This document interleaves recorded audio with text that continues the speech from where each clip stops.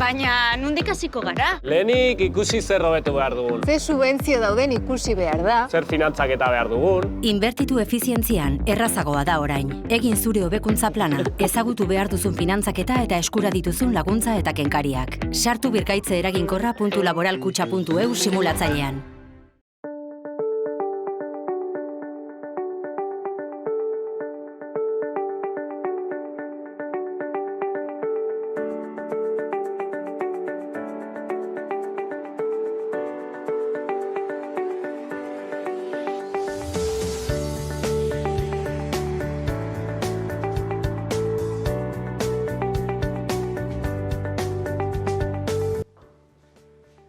Kaixo eta ongi etorriak saio berri batera, gaur otsailak 6 asteartea bi elkarrizketa izango ditu.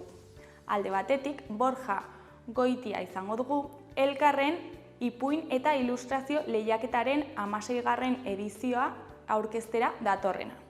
Beste alde batetik Mikel eta Jokin izango ditugu erdiz bizirikeko kideak direnak. Eta hauek Nafarroako gobernuak bertan meategi bat jartzearen erabakiaren aurka daude eta honen inguruan hitz egitera datoz. Baina honekin hasi baino lehen, goazen betiko edukiarekin.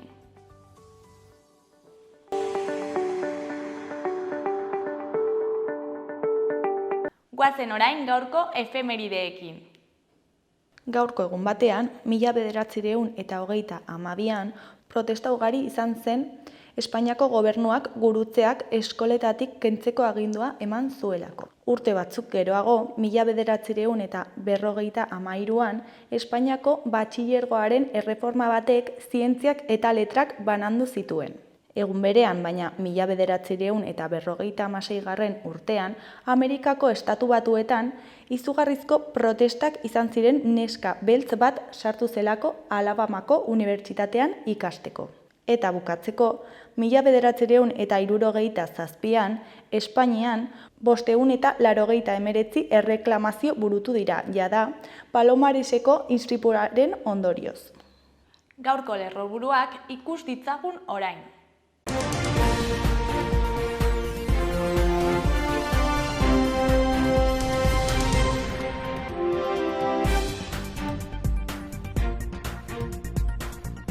Nafarroak telekomunikazio zentro berri bat izango du Errege Bardean 10.000 hektarea ingururi estaldura emateko. Amaitu da Tuterako Santana osasun zentroaren erreforma, hala Erriberako hiriburuko 23.000 biztanle baino gehiagoren arreta hobetuko da. Lurralde kohesioak toki inbertsioen planeko 6 milioi euroko erreserbako inpresio berriak gehitu ditu. Nafarroak 28 upaltegik parte hartuko dute Barcelonan ardoaren nazioarteko azokan, ardogintzaren estatuko hitzordu garrantzitsuenean. Industriak 13 milioiraino handitu du, bat gehigerako laguntzak eta Navarra zirkularera atxikitzea da baloratu beharreko irizpide berrietako bat. Iruñeko udalak kale izendagia berrikusiko du, hiriaren izendapen plakako osorik elebidunak izan daitezen. Iruñeko udalak LGTBI sexu eta genero aniztasunaren eta berdintasunaren udal plana izango du apirilean.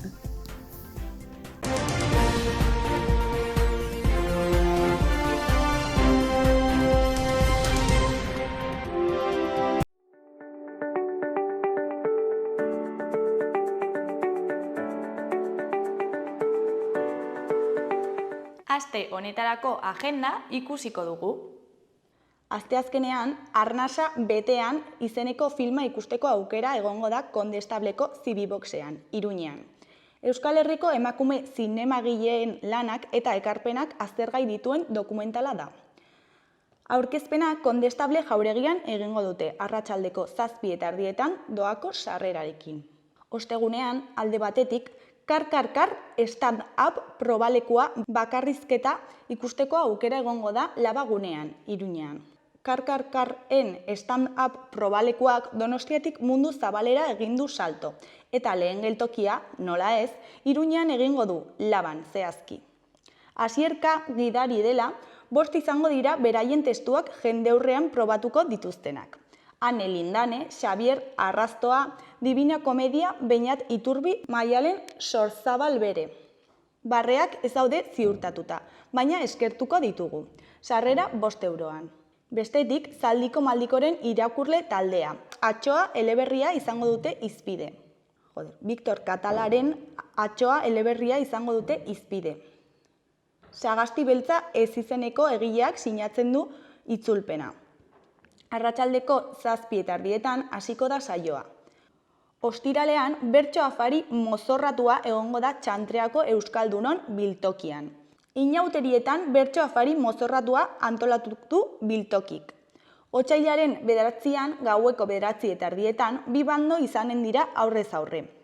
Ainara Ieregi eta Endika Legarra alde batetik eta Javi Lezaun eta Idoia Granizo bestetik. Zeinek irabaziko du? Noren alde zaude? Eman izena 6-9-6-1-2-1-2-4 zenbakian. Igandean, Iruin kokoa. Iruñeko inauteri euskalduna egongo da. Iruin kokoa bertan da. Iruñeko inauteri euskalduna goizeko 9:30 abiatuko da Zaldiko Maldikotik. Emanaldia Santa Ana plazan izango da, eta euria egitekotan Mañoetako frontoian. Bukatzean, Bazkari herrikoia antolatu dute Arrano elkartean. Tiketak salgai daude Karrikirin, 20 euroan.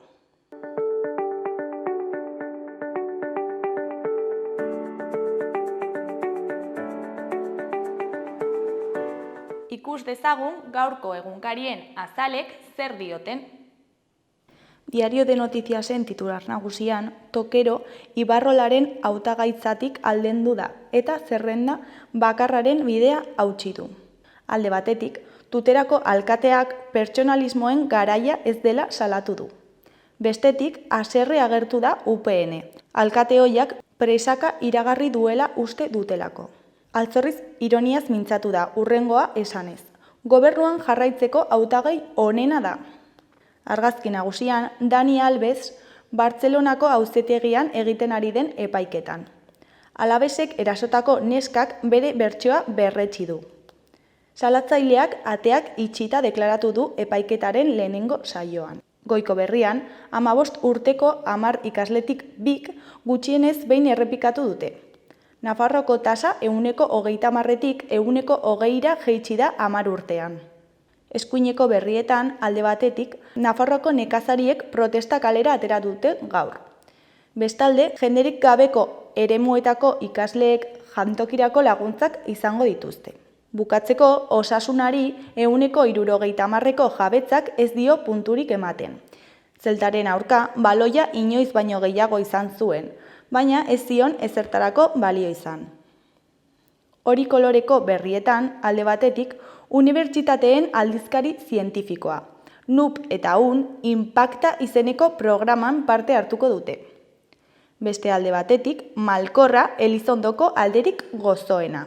Gozotegi ospetsuak 100 urte bete ditu. Diario de Navarraren titular nagusian, Nafarroan bigarren hizkuntzako lepa aurreratu izanak ezinegona sortu die milaka hautagairi. Hezkuntza ekainetik maiatzera igaro da, proba egiteko esparrurik ez dagoelako. Argazki nagusian, Korralilloseko aparkalekua joan den ostegunean, otsailaren 1. Titularrean, Korralillos doan egoiliarrentzat. Alde Zaharreko auzokideak Arrotxapeakoak bezala, Gaseko aparkalekuan doain aparka dezakete. Eskuineko Berrietan, alde batetik, Tokerok ez du argitu UPN-ren presidentetza Ibarrolari emango dion ala ez. Beste alde batetik, Iruñerako eta beste hiri batzuetarako sarbideak moztu nahi dituzte gaur nekazariek.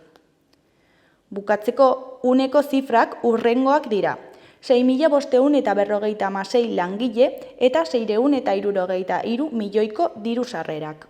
Goiko Berrietan, alde batetik, 3 hildako zelaian eta haien arteko posible lotura. Bestalde, eskola jardunaldiaren 2 ikuspegi. Bukatzeko, osasuna eta aurkako gol hemorragia. Gara egunkariaren titular nagusian, hanko fiskaltza sorturen aurkako auzia berrabiaraztearen aurka agertu da. Duintasuna eta justiziak eta PPek irekitako bidea kritikatu ostean auzitegi bereziko fiskaltzak epaiketara aurrera egitea eta epai konpontzailea eskatu du. Argazki nagusian, gizon bat Gaza suntsitu batetik paseatzen. Titularrean, Israelek basakeriarekin jarraitzen du Gazan eta Zisjordanian. Eskuineko berrietan, alde batetik, lakuak ez du zubietak bidalitako hondakinaren karakterizaziorik. Beste alde batetik, Bukelek botere absolutuarekin hartzen du agindua.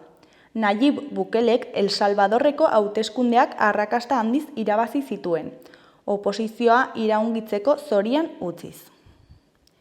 Bere esku politika gogorrak, 75.000 pertsona baino gehiago espetxeratu dituen salbuespenezko erregimen batekin, bigarren agintaldi bat hartzeko balio izan dio, non pandillen minbizia desagerraraztiko duela agintzen duen. Artefaktua atalean, Zaldibarreko gertakizuna dugu, zezenkeria eta kontrol publiko eza. Pandemiaren eztandak otsailaren 6 hartatik hilabete eskasera gaia ozt zuen arren 2020an Zaldibarko zabortegia erortzea hamarkada hauetako eskandalu politiko handienetako bat da. Giza tragediaz gain, 2 hildako eta ingurumenaren kalteak eragin zituenak. Berriaren argazki nagusian, euskal presoekin lotutako oroar ez dela delitu erantzun dio fiskaltzak Garzia Castelloni.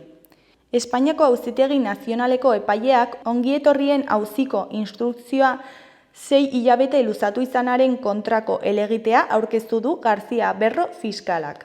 Presoen kolektiboarekin zerikusia duen ororen aurkako inkisizio orokor moduko bat bideratzea egotzi dio. Argazki nagusian, Bidania Goiazko, Asteasuko, Tolosako, Ibarrako eta Akizako alkateak, atzo Tolosako osasun etxearen aurrean. Titularrean, Tolosaldeko ospitalearen plana kritikatu dute eskualdeko 30 alkatek. Beheko argazkian, hiri bat agertzen da.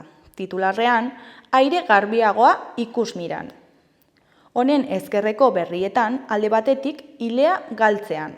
Minbiziaren tratamenduagatik ilea galdu duten bezeroekin nola jokatu, landu dute zenbait ile apaindegietan. Beste alde batetik, Iruñeko udalak kale izendegia berrikusiko du, elebitasuna bermatzeko. UPN-ren agintaldian gaztelera hutsean idatzi zituzten hiriko hainbat toki izen eta seinale. Elebitan izatea agintzen du udal ordenantzak. Eskuineko berrietan, alde batetik, iparraldean protestak eten dituzte laborariek, eta hegoaldean gaur hasiko dituzte. Beste alde batetik, 2000ean ETB2k 86 film eman ditu gazteleraz, eta ETB batek bakarra euskaraz. Goiko berrian, Julen eta Beñat Asiarik giratuta, otsailaren 22an estreinatuko dute Siberua kantu loraturik. Euskal Herria irratiaren titular nagusian, Martin Villaren aurkako protesta eginen dute, Iruñera datorrela eta. Frankoren ministro ohiak Jaime Ignacio del Burgoren liburu baten aurkezpenean parte hartuko du, ostegunean. 78ko San Ferminak gogoan elkarteak protesta egitera deitu du, eta Peinen Federazioak deialdiarekin bat egin du. Eskuineko berrietan, alde batetik, Nafarroako 500 traktore inguru mobilizatu dira errepideetan. Beste alde batetik, Zuberoako kantuek beteko dute Gaiarre korrika kulturalaren eskutik.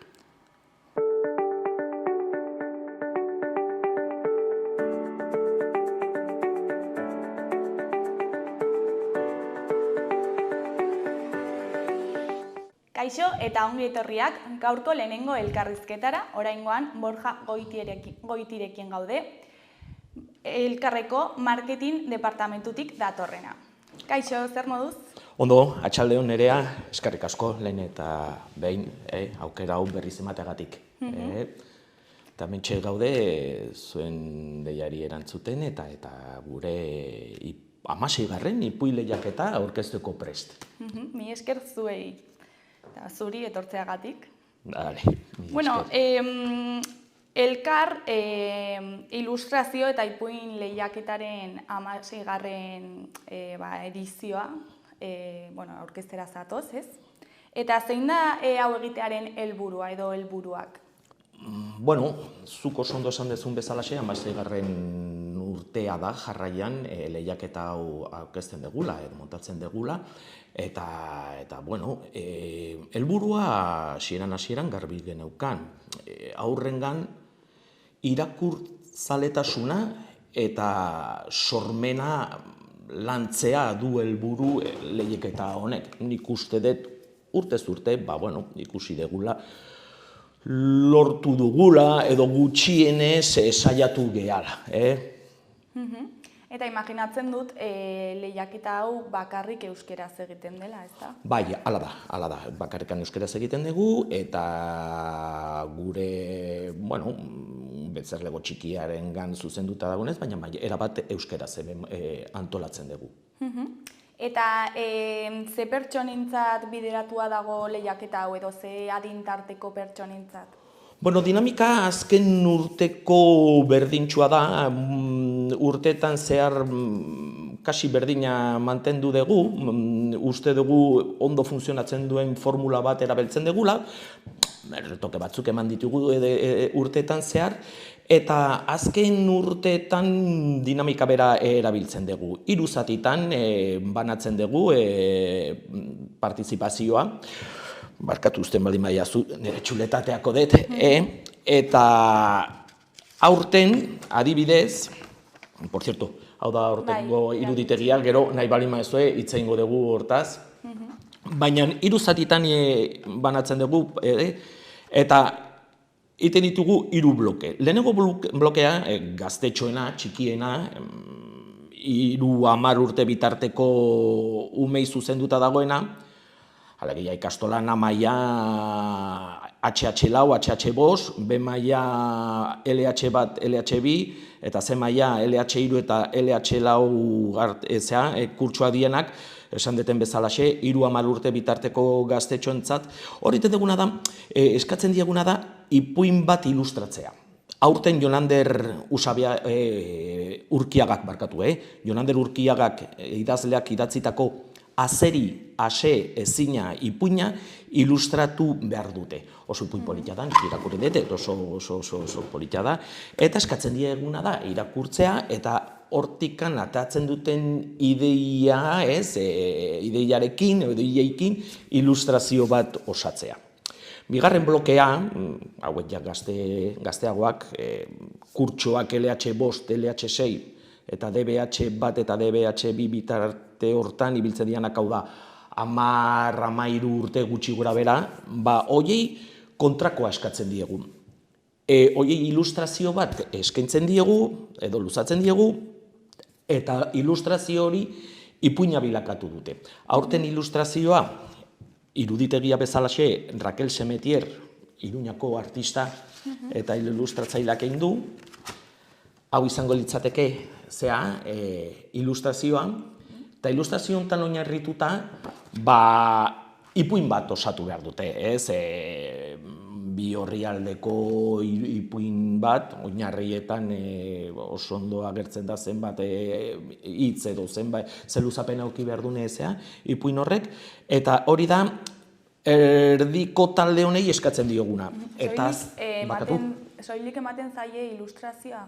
Bai, kasu honetan bai, soilik ilustrazio hau da, oso sugerentea, eta hortikan abiatuta, bakoitzak abiliezia libre, ipuin bat bilakatu behar du. Eta 3. blokea, gaztetxoenak, horiek ja, kurtsotan DBH3 eta DBH4 hortan ibiltzen dianak, 14-16 urte bitartean daudenak, horiek eskatzen diegu komiki bat sortzea. Komiki bat sortzeko baitare 2 modu daukate. Edo Raquel Sametierrek beak egindako baitare komikiaren hasiera honi jarraituz, ikuste ez dute utzi dagoela eta, hasiera honi jarraipena eman, edo zerotik hastea eta gaia berbera erabiltzea eskatzen diegu, kasu honetan, mezutxo bat botilan, hemen ikuste dugu, mezu bat agertu da, botila bat, mezu batekin, eta hortik abiatuta, edo jarraipena ematea komiki honi, edo hasiera honi, edo zerotik hastea, baina gai hori mantenduz mezutxo bat botilan. Eta egin behar da hor bertan? Edo Hau bertan luzeagoa. edo fotokopiatu, edo eskaneatu, edo nahi dezutena. Guk hau gida bezala aurkezten dugun, elkarreko edo zein dendatan eskatu daiteken orrialde bada, edo baita ere gure webgunetik jetxi edo deskargatu daiteken PDF-a, ez? Eta horrek luzera markatzen du edo luzeagoa izan daiteke? Horri bat bi horri asko jota, oinarrietan dator baita ere, orain buruz ez dakit oso ondo, baina uste orrialde asko jota bi.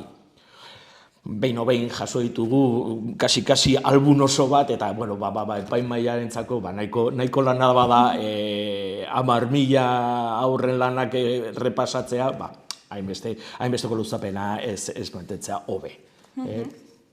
Eta, bueno, 16 urte daramatzazue hau egiten. Nolako bilakaera jasan du honek? Bilakara izan du, zeren hasieran ez geneukan hainbesteko partizipaziorik ez, baina 16 urteotan gora bera, bataz besteko 10.000 aur hartzen dute parte, banatuta noski hiru zutabe hauetan, baina esan deten bezalaxe bataz besteko 10.000 aur dira, eta pentsatzen dugu badala kantitate handi bat oso kontutan eukitzeko. Egia da, ikastoletatik askotan masiboki hartzen dutela parte, baina baita ere, bakoitza bere kabuz eta independienteki asko hartzen dute parte, eta guretzako hori bada Euskal Herriko bere osotasunean hartuta 10.000 aur parte hartzea. Eta ere, urte horietan zehar, komikiaren atala sartu duzu, ezta? Bai, hala da. Zergatik erabaki zenuten? Ikusi degulako komikiaren suspertze bat egon dela. Egia da lehen, oain dela hasieran ez genuen komikiaren sartzen, urte batzutatik ona, eta bizpahiru urtetatik ona formula berri hau hasiera markatzearena erabiltzen degula. Egia da, esaten nun, komentatzen nun bezalaxe, komikia badirudi eta zorionez, suspertze bat jaso dula, inkluso gure dendetan, hainbat dendetan, ipini dugu komikitxokoa. Adibidez, komediazkaleko gure dendan komikitxoko polit badago, eta, bueno, mendikan luzatzen den gonbidapena afizionatu guztiei ara hurbiltzeko. Eta horregatik izan zen horren, bueno, arrazoia, komikiarena baita ere gure lehiaketan sartzeko. Eta zergatik uste duzu egon dela suspertzea, igual bisualagoa delako aurrentzat edo? Arrazoiak zehatz-mehatz zaila dira, ez? Baina komikian nik esango nuke musika bezalaxe dela, ez? Edo musika inoiz ez da etengo, baina bai formatoa, ez? Eta komikietan formatoa baita ere bere eukizun bere buna, apaldu izan pixka bat, eta orain berriro bere leku hartu du badalako, esialdirako, ezinbesteko gai bat, komikia beti egonda hor artelan bat bezalaxe, eta bere gora berak eduki ditu, baina badirudi azken boladan berriro bere onera etorri dela. Eta gu pozten gehan, noski. Eta parte hartzeko zer egin behar da? Zeintzuk dira epeak apuntatzeko, non egin behar da, nola? Erresa, edo elkar denda batea hurbildu eta oinarriak eskatu, edo gure webgunean, elkar.eus webgunean sartu, eta hor ikusiko dezute banerban, unik klikatuaz, zuzenean badaukagu webgune berezi bat, nun oinarri guztiak eta zehaztasun guztiak aurkituko dezuen, eta aurkituko duten. Bai euskeraz, gazteleraz eta frantsesez. Eta hor deskargatu dezakete, baita ere, lehen esan dugun bezalaxe, ipuia, inkluso ipuiaren lokuzio bat, hau da grabatuta hotxa, inkluso, eta oso ondo grabatuta, oso ondo lokuzio polita da, eta etxean ipini daitekena, ipuina entzun eta gero ilustrazioa egin. Baita ere deskargatu daiteke lehen esan deten bezala irudi hau edo komikiaren hasiera. Ez dena oso ondo esplikatuta dago eta oso errez ulertzeko. Ni ere ulertzen dut, osea, pentsa.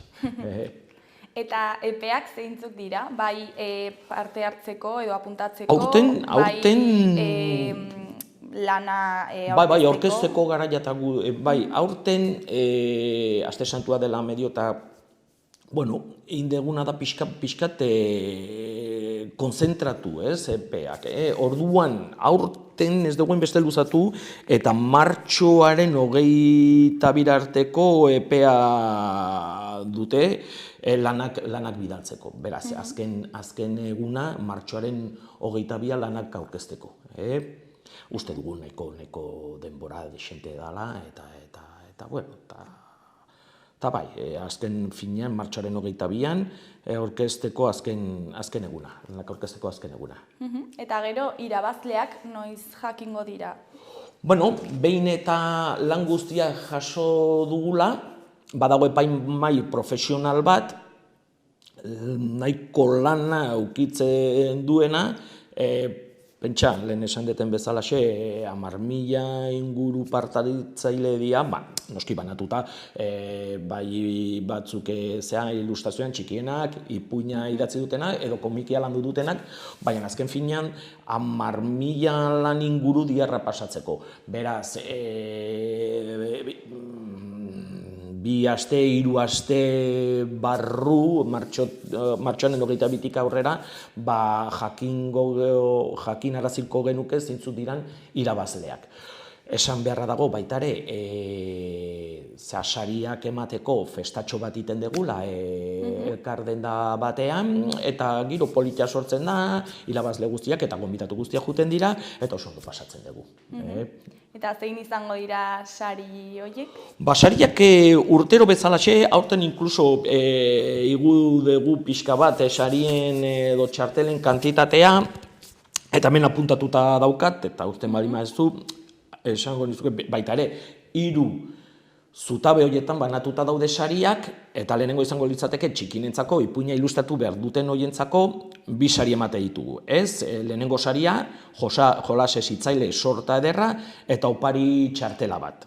Eta bigarren saria beste jolas hezitzaile sorta ederra, eta beste opari txartela bat. Esan behar da, bidelagun baditugula jolas etxeko hainbat marka eta jolas hezitzaile sorta horiek ederrak benetan ederrak izaten direla. Bigarren zutabe hortan, edo modalidade hortan, ilustrazioa ipuina bilakatu behar den hortan, baita ere 2 sari banatzen ditugu. Lehenengo saria tablet bada, jolas hezitzaile sorta ederra, eta opari txartela. Noski, jolas hezitzaileak beste publiko batei zuzenduta daudenak, noski, gaztetxoagoak dien hoientzako. Bigarren sari bat ematen dugula, tablet bat, jolas hezitzaile sorta ederra ere, eta beste opari txartela bat.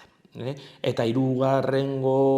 apartatu horretan, 14-16 urteentzako zuzenduta, komikia sortu behar duten horientzako, beste 2 sari ematen ditugu. Lehenengo saria tablet bat ere, jolas hezitzaile sorta ederra, baita ere, esan behar da, beraiei zuzendutako sorta, eta opari txartela bat. Eta bigarren saria baita ere, tablet bat, jolas hezitzaile sorta bat, eta opari txartela. Horrez gain, gero bat ditugu beste opari mota bat, parte hartze sariari, laboral kutxaren eskutik. Eta izaten da, ikasgela osoarentzako saria. Laboral kutxak parte hartzea saritzen du, eta jasotako lan guztien artean 2 sari banatzen ditu. Ikasgela osoarentzat, irabazleak zozketa bidez aukeratzen dira. Normalean txango batentzako dirua izatea, eta nik uste dut txango polit eta ederra egiteko dirua ina dala. Aurten baita ere, esan behar da, laboral kutxabide lagun daukagula, bere parte hartzea handitu dula, eta nik uste dut sari kontutan hartzeko saria bada. Eta azkenekoz, Irrien Lagunen Klubaren saria, ez? Hori baita ere bide lagun daukagu, eta ilustrazioa egiten duten aur txikien artean, Amaia, ipuina ilustratu behar duten hoienen artean, Irrien Lagunaen aldizkarirako 3 harpidetza zozketatzen ditugu, eta horrez gain, ilustrazio guztien artean, zozketa egiten dugu, eta irabazleak bere gelakideikin parte hartzeko opari sorpresa bat izango du. Beraz, nik uste dut opariak edo sariak nahiko politak dira. Eta laboralkutxaren sarirako, esan duzuna, nola apuntatu behar da? Ikastola bakoitzak apuntatu behar da? Hori da, ikastolen bitartez egiten dugun, ikastolan izena eman da, eta gero kontutan hartzen dugu, edo baita ere, parte hartzaile batek, naiz eta pertsonalki parte hartzen baldin badu, bere ikastolaren izena ematen baldin badu, zozketa hortan parte hartu ahal izango du, eta suerte eduki dezake. Baina bai ikastolari ematen zaio, gelakidei, eta arrakasta handia edukitzen du, zea sari honek. Oain arte ez da inork jatu egia esan. Normal. Bueno, eta lanak formatu konkretu batean aurkeztu behar dira, edo libre da, nola? Bueno, lehenengo kasuan ipuina ilustratu hortan denetarik ikusten dugu, gozada bada, benetan.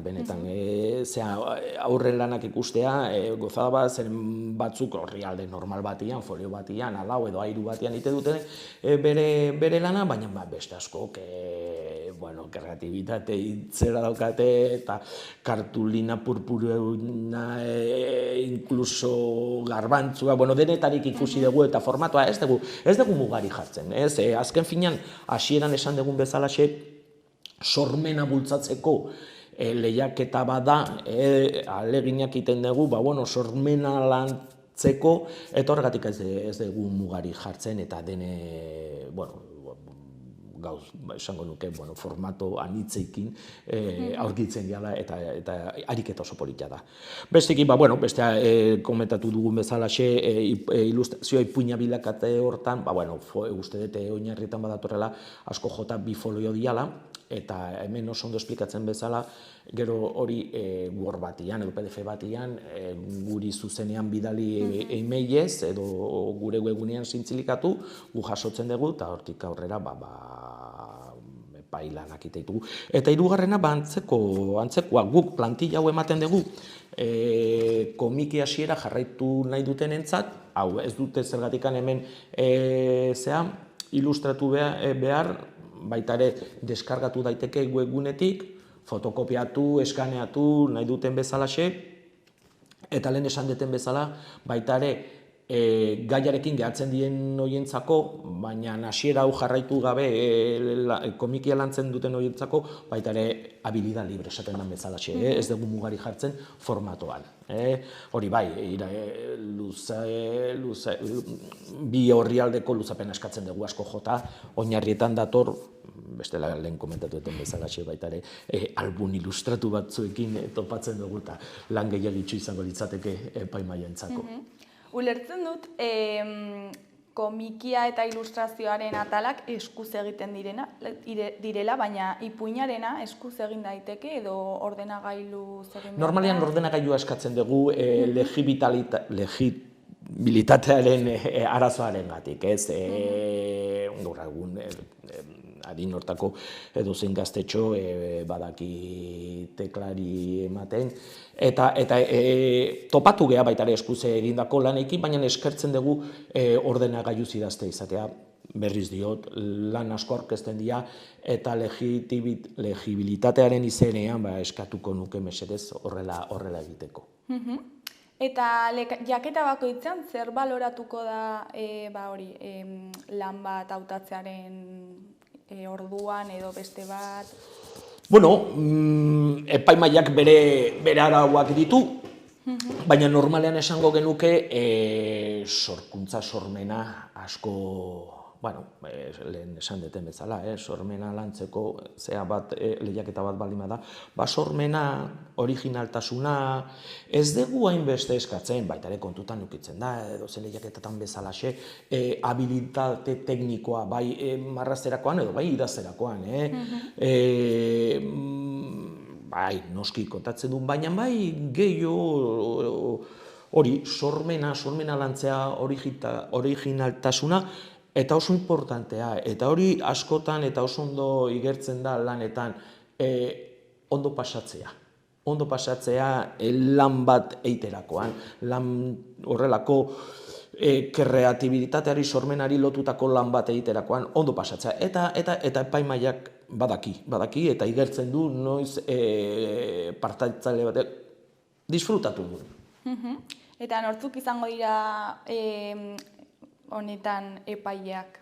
Guandikan ez dakigu, normalean profesionalei luzatzen diegu gonbidapena, baina bai, profesionalak izaten dira. Ilustrazioen eta komikien arloan, normalean ilustratzaile edo komikilari profesional batzuk izaten dira, eta idazlanen idazlanak epaitzearen orduan, baita ere idazleak profesionalak izaten dira. Galbae bat egiten da lanen guztien artean, eta gero ja findu egiten da pixka bat lanen aukeraketa. Baina profesionalak dira. Eta aurreko urteetan aurkeztutako lanak nolakoak ziren, kalitate handia zuten? Goza bada, benetan, eta nik uskutsatzen dut, noski, eta adibidez, txikienen lanak ikustea sorpresa handiak eskaintze dute. Egia da lehen komentatu duten bezala, formato aldetik, edo originaltasun aldetik, eta oso gozada bada hainbeste lana ikustea, eta partartzaile bakoitzan mundu bada. Eta ikusteak nola txikiena, egia da, nik uste sorpresa handienak ematen dituzten adialako.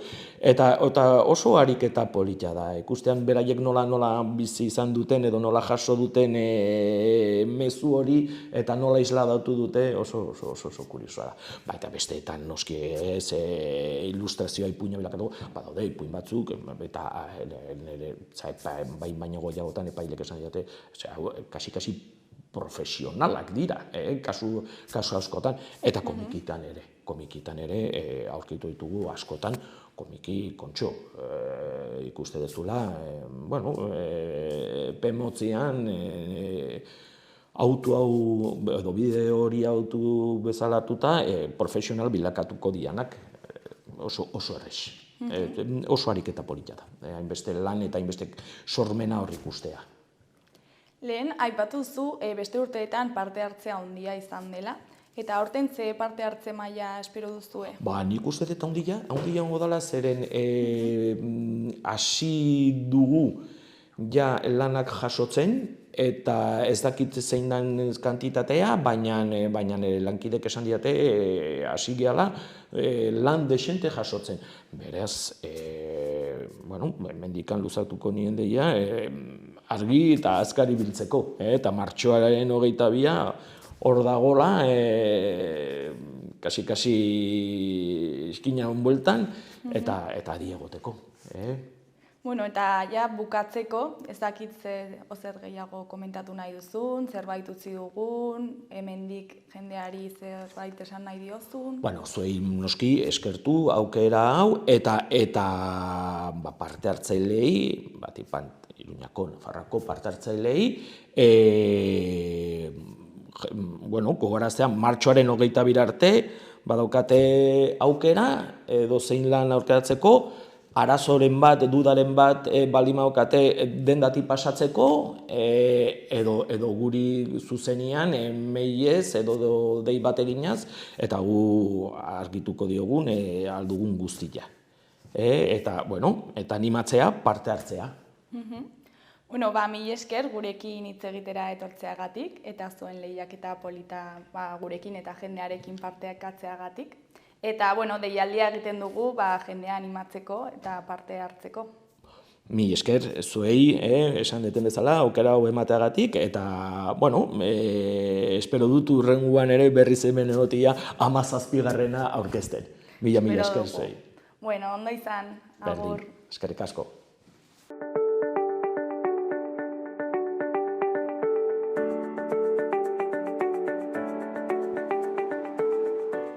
Gaurko eta biharko eguraldia ikus dezagun orain. Gaur, asteartea, giro egonkorrak jarraipena izango du. Aldaketa esanguratsuena hodeitzan nabarituko dugu. Erdi mailako hodeiak eta goi hodeiak aurreko egunean baino ugariagoak izango baitira goiz partean. Eguerditik aurrera, berriz, hodeitza arinduz joango da, eta arratsaldean eguzki tarteak nagusituko dira. Gainerakoan, antzera jarraituko dugu. Haizea ahul ibiliko da. Arratsaldean, iparraldekoa nagusituz kostaldean. Eta temperatura maksimoak 15 gradu ingurukoak izango dira. Bihartik aurrera egoera aldatuz joango da. Antizikloia ahulduz joango da. Poliki-poliki, barnealdetik iritsiko diren hodeiguneekin zerua hodeitsu geldituko da, baina ateri eutsiko dio. Haizea hegoaldetik finkatuko da eta egunak aurrera egin ahala indartuz joango da. Gaua alderako mendebaldeko mendi inguruetan asko zakartuko da. Hego haizearekin temperatura maksimoak gorago geldituko dira Kantauri isurialdean, eta hegoaldean aldiz berdintsu edo graduren bat beherago.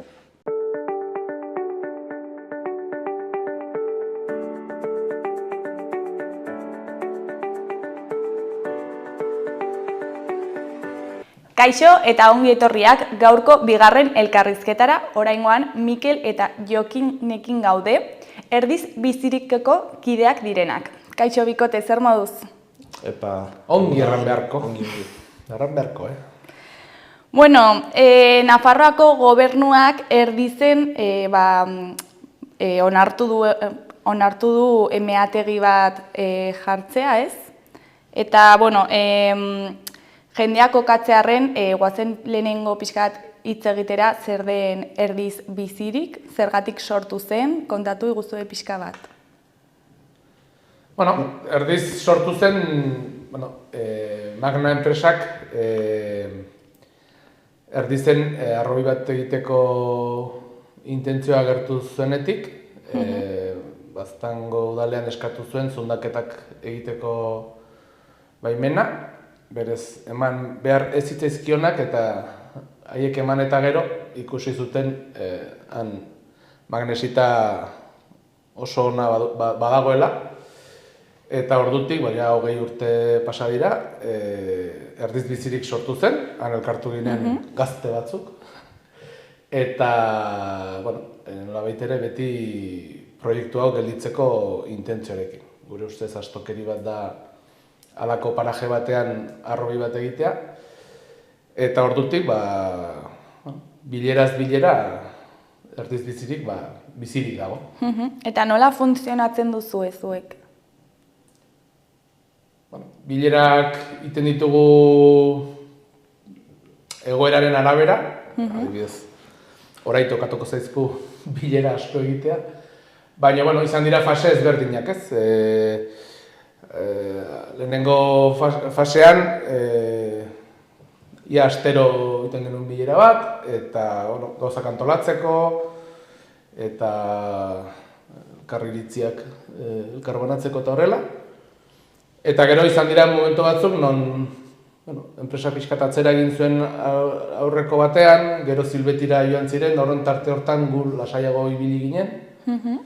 Eta orai azken urtetan berriz, proiektua berriz aurkeztu denetik, tokatzen zaigu maizago elkartzea. Eta zenbat zarete? Betiko bileretan 8-10 bat. Baina gero badakigu, bilera irekiak egiten ditugunean, jende gehiago etortzen da, eta hori beharko dugunez, pentsatzen dugu orai ere jende asko hurbilduko dela. Eta azaldu ezakizue orain igual modu sakon batean zein den dagoen arazoa? Arazoa? Bai, esan nahi dut meategiarekin, Nafarroako gobernuarekin. Arazoa orain momentuan handiena edo potoloena guk uste dugu dela meategi hau onartu dutela UGEPS bezala. Nafarroako gobernutik eman diote baimen hori, edo onartu dute hola, herritarren borondatearen gainetik pasatuz. Osea, Bai, ez dute, udalatik kanpo, ez? udalatik kanpo, eta ikusi da baztanen herriaren gehiengoa zea proiektu honen kontra dagoela, eta hala ere Nafar gobernutik onartu dute UGEPS bezala, esan nahi dute herriaren gainetik pasatuz. Hori ikusten dugu guk orain arazo handiena edo proiektuaz aparte.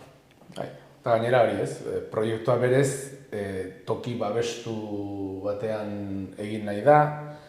Gaur egun erabilera oso garrantzitsua dauka Baztango nekazariek erdizen 80 familik erabiltzen dute erdiz bere haziendak alatzeko. Eta hori dena jakinda, Nafar gobernuak UGEPS bezala onartzea proiektuaren hasiera, nik argi utzi nahi dut, proiektua ez dela egingo, ez? Saiatuko garela modu guztietan hau gelditzen. Baina Nafar gobernuak lehenengo atea ireki dio enpresari hori egin dezan, ez? Orduan, ulergaitza da parlamentuan horren beste nekazarien alde, mendiko ohiturak eta Baztangonek duen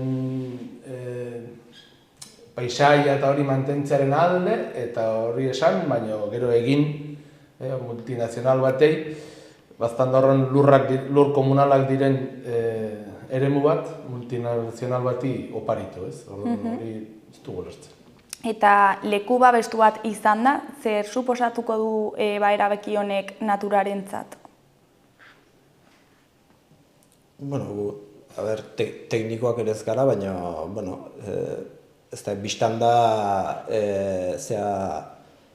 mina batek ze kalte sortzen dituen, ez? Eozin lekutan. Orduan, babestua izan da, uste dugu oraindik gehiago. Nahiz, han bizi diren animalietan, ingurunean, uretan, denetan, eragina izango du guretzako kristona. Ez gara teknikoak ere esan du, baina... Baina, badiakigu badirela, galtzorian dauden espeziak bertan bizi direla, eta orduan, mehategi bat han jarrita, pentsatzen dugu, animalia horiek ez direla gustora egongo, eta hortik alde egingo dutela, bertzaletik, beraiek hartzen dute, arrobia egiten den bitartean, behiak eta ere han egon daitezkela, baina hor dauden petardazoekin eta guzti eta hor izango den errautsakin, hazienda ez da hor geldituko, eta gaur egun dauden belardiak errautsez beteko dira, eta beraiek esaten dutena ezinezkoa da, ezin da bi gauzak, iduritzen ez, beren erabakia da enpresaren alde eta ez naturaren alde. Eta bertako herritarrentzat zer suposatuko du honek? Nekazariendako adibidez, ez badituzte animaliak erdizera botatzen al, eta erosi egin behar baldin badute belarra negurako eta udaberrian etxean eduki behar dute hazienda, gaur egun nahiko gaizki dago nekazarien hori, eta gehitzen badiozu olako gauz bat, gaizki pasako dute. Eta gero, edozein mendizale, olako toki eder batetik pasatzen GR-a, pasatzen da hortik, desbideratuko dute karreteran barna, gauzi logiko pila bat, gure aldetik ez dute erantzunik, ilogikoa, astokeri hutsa, baina iduridu beraiei berdin zaiela. Eta erabaki hau hartzearen ondorioz, uste duzue bertako jendearen lan ohiturak aldatuko direla, bereziki nekazarienak? Ni pensatuko nuke ez dutelakoz lortuko egitea, ez? Eta orduan segituko duen hori, baina lortuko bazuten, seguro baietz, seguro nekazari gutxiago izango zirela Baztanen, turista gutxiago izango zen Baztanen, gaur egun hortik Artesiagatik Eugi aldera ibiltzea eta toki zoragarri bada, jendea liruratu datortzen da hortik ibilita gero, hori egitea lortuko bazuten, hori dena desagertuko zen, eta jendea etzen gustora egongo, eta nekazari gutxiago izango ziren, eta errauts gehiago izango genuen Baztanen, eta denak alterako. Eta zenbateko hektariako lekua hitz egiten ari gara? Gutxi gora bera? Erdizek berak 200 piko hektarea ditu, 270 piko uste dut. Eta meategiak hartuko lituzke 100 hektarea inguru, 200 piko horietatik. Baina, zu jartzen baduzu 200 hektareko toki batean, 100 meategi bat, inguru guztia akaba. Eta zergatik uste duzue erabakitu dutela Erdizen jartzea meategia?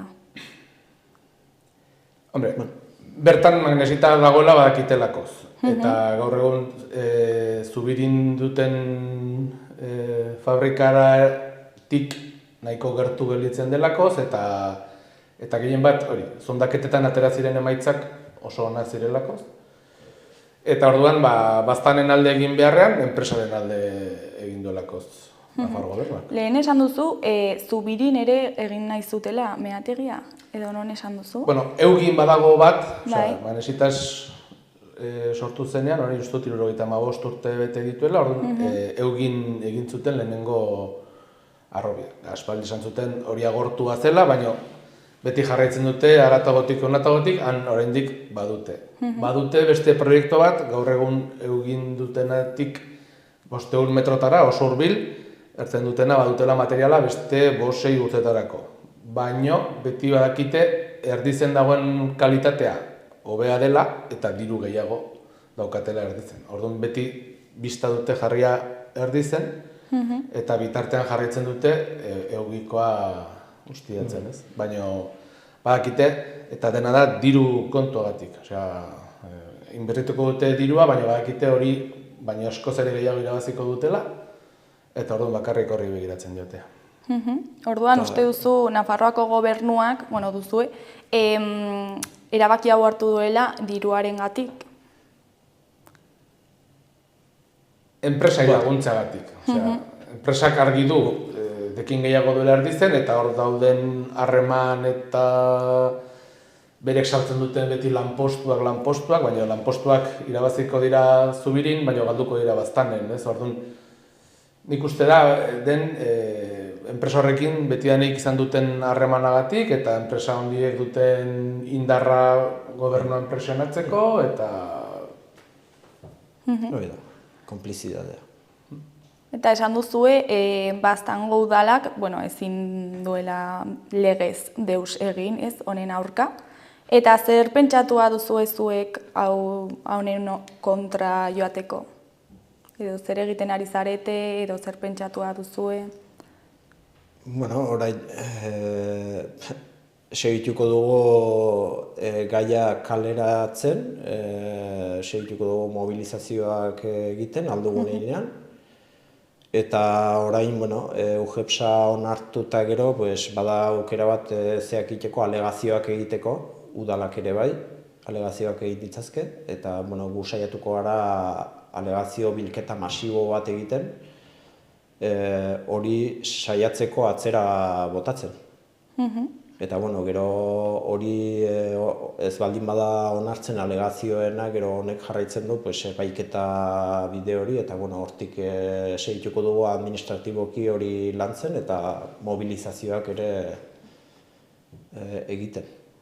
Kasualidadez, gaur kaleratu da boletinean, orduan gaurtik hasita baditugu 30 egun alegazioak aurkeztu alizateko, eta orduan guk ingo duguna da 30 egun hauetan, berez da 30 egun habil edo, orduan luzatuko da, uste dut martxoa erdialder arte horrela. Orduan gure intentzioa da, aliketa gehien zabaldu, kaleratu, pentsatzen dut Baztandar jendeak bere haserrea adierazteko egunak eta hitzorduak eta antolatuko ditugula. Gaur edo bihar prensa horreko bat egin dugu pixkat gauzak adierazteko. Eta hilabete terdi honetan nahi dugu egon saltsan eta jendeak ikus dezala, jakin dezala, zehaztokeri onartu nahi duen Nafar gobernuak, orain arte ezer egin gabe, eta gure ustez indar bakarra edo aukera bakarra duguna da kaleko jendeak bere haserrea adieraztea eta baztandarrak denak elkartuz nik uste dut indarra egin dezakegula eta hau gelditu dezakegula. Eta baztanen gertatzen ari den egoera beste leku batzuetan, beste proiektu batzuekin gertatu izan da, ezta? Baina aldaude edo ikusten dituzue antzeko faktore batzuk errepikatzen direnak?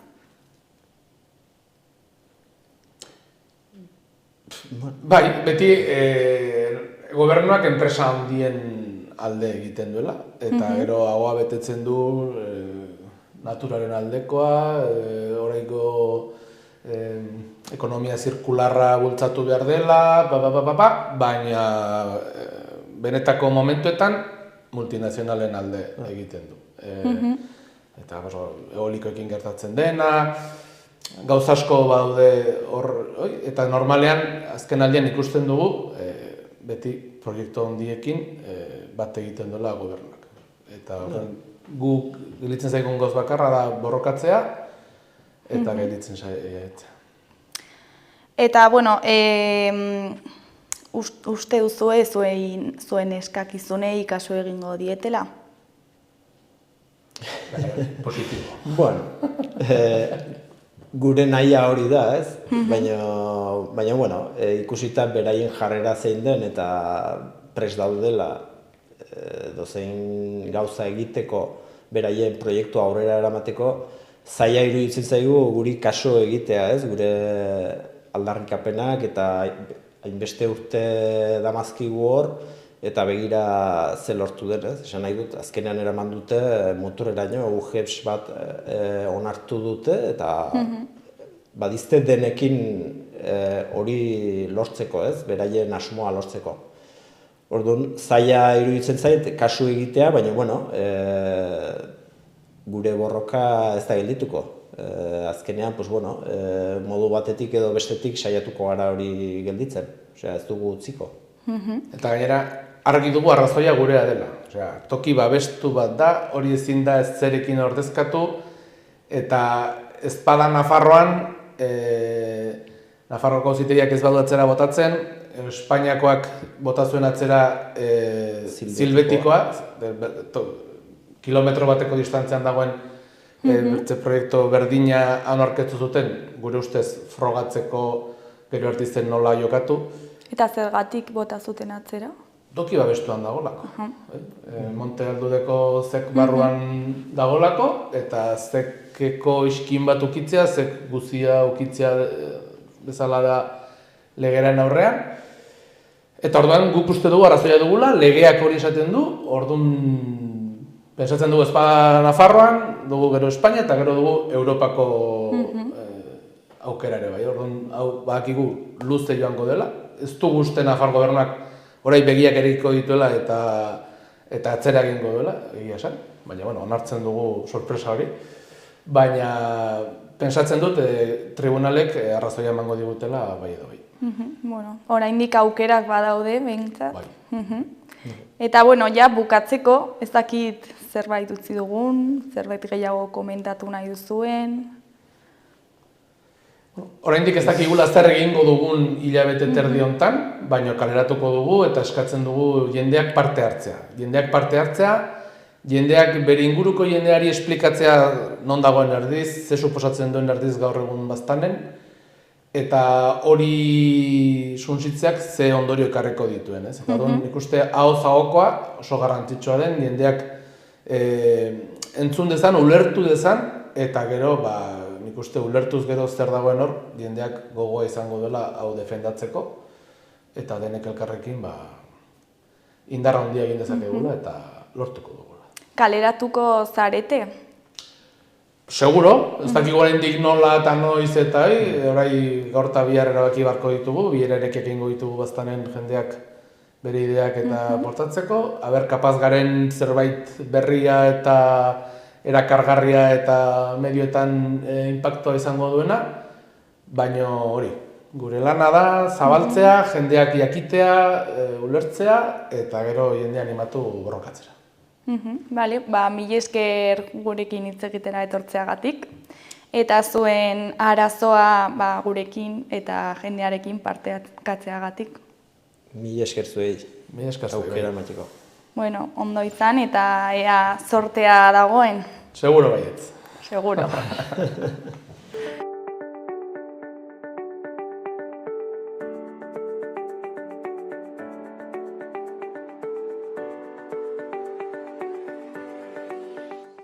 Bueno, gaurkoz hau izan da dena, bihar itzuliko gara eduki eta elkarrizketa berriekin. Ondo izan.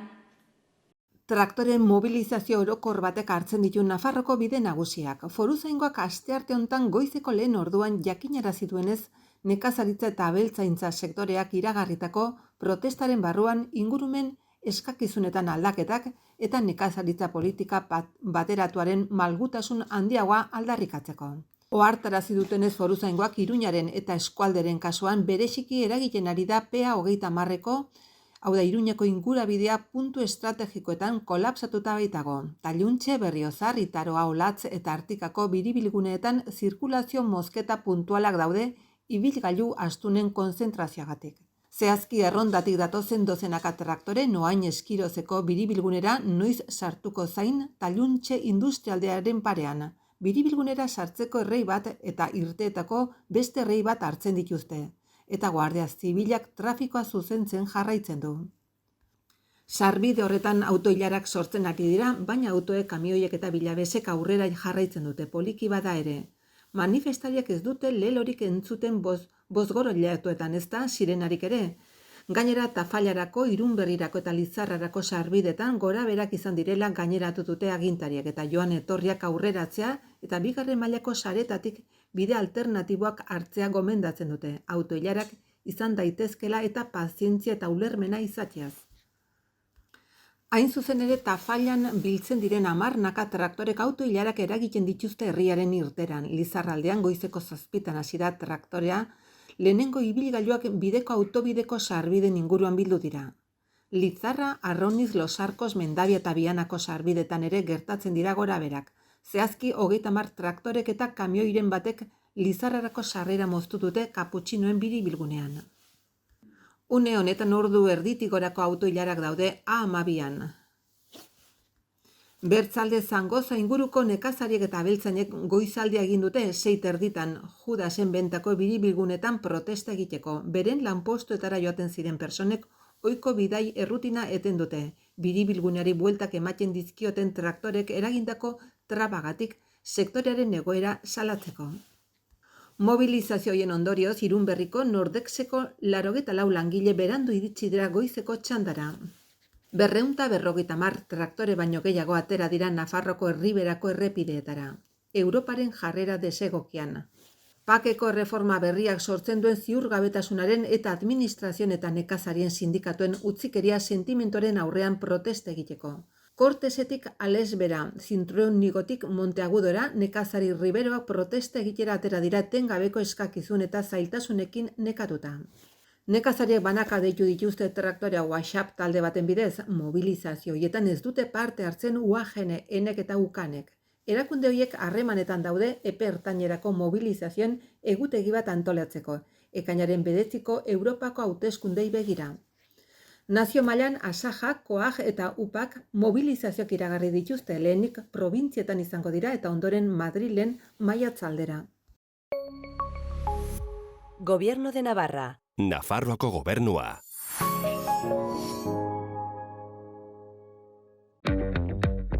Ea nahi dudan, jakina. Eta argiaren fakturan aurreztea. Eta gasarenean. Ona da planetarentzat. Eta orain diru laguntzak dituzte. Inbertitu efizientzian. Egin zure etxe bizitza efizienteagoa eta jasangarriagoa. Eta aurrezten lagun diezazula. Birgaitze eraginkorra.laboralkutxa.eus.